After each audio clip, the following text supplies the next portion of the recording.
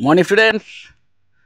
Albert Einstein কি জন্য Nobel পেয়েছিলেন যদি প্রশ্ন করা হয়, অনেকেই ভুল অ্যান্সার দেবে, বলবে থিওরি অফ রিলেটিভিটি আবিষ্কারের জন্য। তা কিন্তু নয়। উনি যে কারণে নোবেল পেয়েছিলেন সেটা হচ্ছে ফটো ইলেকট্রিক এফেক্ট, এই ব্যাপারটা ডিসকভার করেন তিনি। যে লাইট বা আলো, সেই আলোর যে বৈশিষ্ট্য সেটা শুধু ওয়েভের মতো নয়, পার্টিকেলের মতো। পার্টিকেলের পার্টিকেল আবার কার বৈশিষ্ট্য হয় না, ম্যাটারের। এবার আলো একটা এনার্জি, সেই এনার্জির বৈশিষ্ট্য পার্টিকেলের মতো কি করে হচ্ছে। তো এই প্রশ্নের উত্তর খুঁজতে খুঁজতে আবার কিছু বিজ্ঞানী তারা এই ক্ষুদ্রাতি ক্ষুদ্র কণা নিয়ে গবেষণা করতেন। তারা বার করলেন অপোজিটটাও ট্রু, যে ম্যাটার, সেই যে কোনো ম্যাটার, যে ম্যাটারের বৈশিষ্ট্য বেসিক্যালি পার্টিকেলের মতো হওয়া উচিত, সেটা কিন্তু অনেক সময়তেই ওয়েভের মতো কাজ করছে। মানে ভাইস ভার্সা, মানে এনার্জি, সেই এনার্জি যেটা ওয়েভের মতো তার নর্মাল বৈশিষ্ট্য হওয়া উচিত, সেটা যেমন পার্টিকেলের মতো, মানে পার্টিকেলে কনভার্ট হয়ে যাচ্ছে মাঝে মাঝে, ঠিক তেমন যে কোনো ম্যাটার যার নর্মাল বৈশিষ্ট্য হওয়া উচিত পার্টিকেলের মতো, সেও কিনা মাঝে মাঝেই ওয়েভের মতো কাজ করছে। এই ছোট্ট ডিসকভারি বা এই ছোট্ট যে খোঁজ, এটা পাওয়ার পরেই কিন্তু কোয়ান্টাম ফিজিক্সের বলতে পারো যেন বুম এসে গেল। মানে কোয়ান্টাম ফিজিক্স আজকের, তুমি ছোট্ট একটা উদাহরণ দিয়ে যদি বলি, ইলেকট্রনিক্সের যত গ্যাজেট দেখছো, ইলেকট্রনিক্স দাঁড়িয়ে আছে কোয়ান্টাম ফিজিক্সের রুলের ওপর, তোমরা নিশ্চয়ই অনেকেই জানো। এবং কোয়ান্টাম ফিজিক্সের এই রুলের ওপর অ্যাটম বোম আবিষ্কার হয়েছিল প্রথম, নিশ্চয়ই তোমরা জানো। বা এখন যে এই যত রকম অ্যাটমিক রিসার্চ চলছে বিভিন্ন সাস্টেনেবল এনার্জির জন্য, বিভিন্ন গবেষণা চলছে, সেটাও কিন্তু এই কোয়ান্টাম ফিজিক্সের হাত ধরেই, মানে ভীষণ বড় অবদান আছে। এবং সেই কোয়ান্টাম ফিজিক্সের কিনা সবচেয়ে বড় শত্রু বলতে পারো, মানে বলা উচিত কিনা বুঝতে পারছি না, কিন্তু কাইন্ড অফ বাধা দেওয়ার চেষ্টা করেছিলেন, সবচেয়ে বড় চ্যালেঞ্জ এনেছিলেন যিনি, তিনি কিন্তু ওই আলবার্ট আইনস্টাইনই। মানে যার হাত ধরে, যার আবিষ্কারের জন্যে কোয়ান্টাম ফিজিক্স বলতে পারো তার উন্মেষ ঘটলো, তিনি নিজেই সেই এই পার্ট অফ সায়েন্সকে অপোজ করেছিলেন। মানে তিনি মনে করতেন যে এখানে কোনো নিয়ম, মানে বাঁধা ধরা নিয়ম কাজ করছে না কোয়ান্টাম ফিজিক্সের দুনিয়া।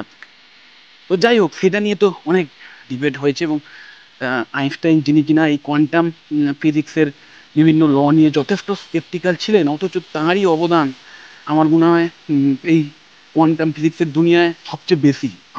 আমার যেটুকু সীমিত জ্ঞান সেই হিসেবে বলছি।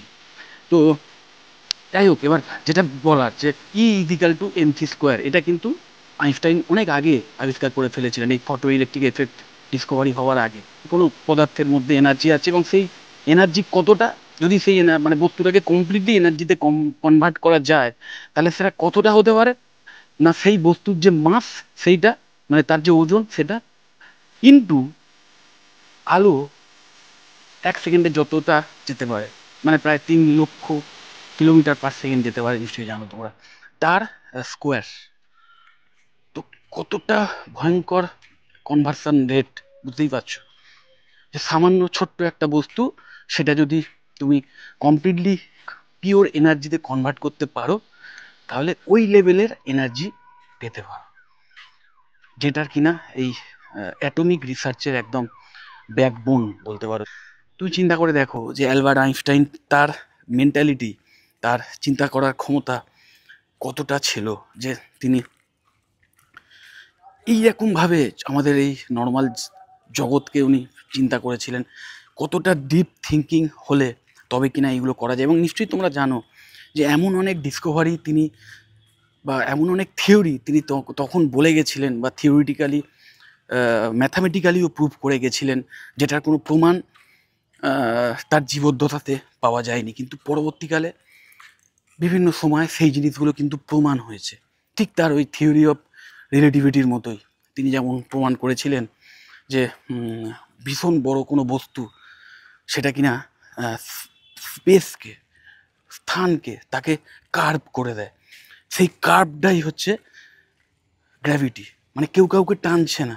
তার আগে যেটা ধারণা ছিল যে প্রতিটা বস্তুই বোধহয় অন্য বস্তুকে টানছে, আইনস্টাইন প্রথম প্রমাণ করলেন কেউ কাউকে টানছে না, যে কার্ভেচার হচ্ছে একটা ভারী বস্তু থাকলে সেখানে নিচে কার্ভেচারটা বেশি গভীর হবে।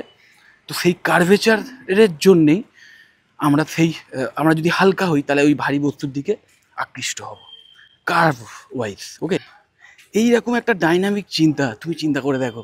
মানে এইটা আমার ধারণা তারাই করতে পারেন যাদের মধ্যে সেই রকম প্রোডিজি লাইক ব্রেন রয়েছে। এবং আমার মনে হয় মানুষের চিন্তা যত ডাইনামিক হবে তত কিন্তু নতুন নতুন রিভলিউশনারি আবিষ্কার আসবে। আবিষ্কার মানে যে জিনিস অলরেডি রয়েছে বাই নেচার, সেটা রয়েছে কিন্তু আমাদের চোখে নেই, চোখের সামনে নেই, সোজা কথায় খুঁজে বার করতে হবে আমাদেরকে সেই সমস্ত রহস্যগুলো। এবং সেই যত রহস্য উন্মোচন হবে তত কিন্তু আমরা আরও বেশি অ্যাডভান্সমেন্টের দিকে এগিয়ে যাব। তো যাই হোক, তোমরা যারা সায়েন্সের স্টুডেন্ট, 11-12 সায়েন্স নিয়ে পড়াশুনো করেছো, ফিজিক্স, কেমিস্ট্রি, ম্যাথামেটিক্স, বায়োলজি, যে কোনো বিষয় নিয়ে সায়েন্সের যারা পিওর সায়েন্সের স্টুডেন্ট, আমি বলবো অবশ্যই তোমরা কিন্তু এই ফিল্ডটাকে ছেড়ো না। কারণ আলটিমেটলি এই পৃথিবীতে যত রকম ফাইন্ডিংস এসছে তার ম্যাক্সিমামটাই কিন্তু মানে যার জন্যে জগৎ এগিয়েছে, অ্যাডভান্স হয়েছে টেকনোলজিক্যালি, সায়েন্টিফিক্যালি, মেডিকেল ফিল্ডে, যে কোনো জায়গাতে যখন অ্যাডভান্সমেন্ট যতটা এসছে সেটা কিন্তু সায়েন্টিস্টদের হাত ধরেই এসছে। এবং সায়েন্টিস্টদের কাজ, সায়েন্টিস্টরা যে যিনি থিওরিটিক্যালি প্রুভ করেন সেটাকেই কিন্তু বাস্তবে রূপান্তরিত করেন ইঞ্জিনিয়ার।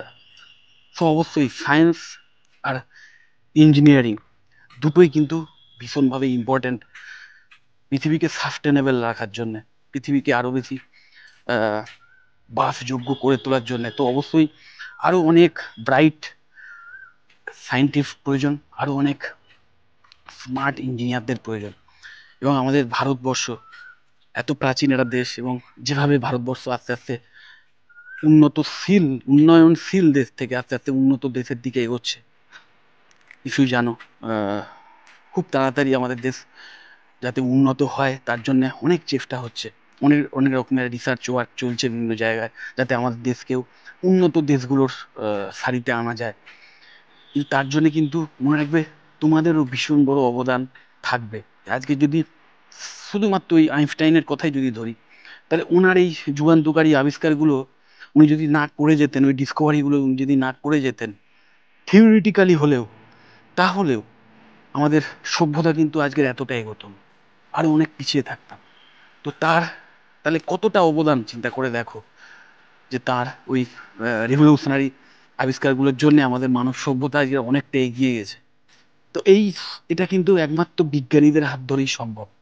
এবং অবশ্যই সেই বিজ্ঞানীদের কাজ বাস্তবে রূপান্তরিত করার জন্য ইঞ্জিনিয়ারদের প্রয়োজন। তো সায়েন্স অ্যান্ড ইঞ্জিনিয়ারিংয়ের ফিল্ড সবসময়তেই ভীষণভাবে কেরিয়ারিস্টিক ছিল, আছে এবং থাকবে। এবং তোমরা যারা ইঞ্জিনিয়ার হওয়ার স্বপ্ন দেখো তাদেরও আমি বলবো যে মডার্ন টেকনোলজির যেভাবে অ্যাডভান্স হচ্ছে সেই ওয়াইজ প্রতিটা ফিল্ডে তুমি যে ফিল্ডে গিয়ে ইঞ্জিনিয়ার হও, তুমি কম্পিউটার সায়েন্সের ইঞ্জিনিয়ার হও, মেকানিক্যাল ইঞ্জিনিয়ার হও, ইলেকট্রিক্যাল ইঞ্জিনিয়ার হও, ইলেকট্রনিক্স ইঞ্জিনিয়ার হও, সিভিল ইঞ্জিনিয়ার হও, যে ফিল্ডেই যাও সেই ফিল্ডেই ভালো ইঞ্জিনিয়ার হওয়ার চেষ্টা করো। ভালো মানে শুধু তোমার যে সাবজেক্ট সেই সাবজেক্টে যে কমপ্লিট নলেজ থাকতে হবে তা নয়, তার সাথে সাথে আজকে নিশ্চয়ই জানো আজকের শুধু মেকানিক্যাল ইঞ্জিনিয়ারিং মানে একটা সময় যেমন মেকানিক্যাল পার্টস নিয়ে কাজকর্ম করা এই ব্যাপারটাতে মধ্যেই সীমাবদ্ধ ছিল, তা কিন্তু এখন আর নয়। এখন সেই মেকানিক্যাল ইঞ্জিনিয়ারিংয়ের মধ্যে ইলেকট্রনিক্সের ইউসেজ এসে গেছে, রোবোটিক্স। ওকে, দেন তার মধ্যে আবার এআই টেকনোলজি ইউজ হচ্ছে, মানে কম্পিউটার সায়েন্সের অ্যাপ্লিকেশানও এসে গেছে। তো এইভাবে প্রতিটা ফিল্ডই কিন্তু এখন একের সঙ্গে আর একজন ইন্টারকানেক্টেড।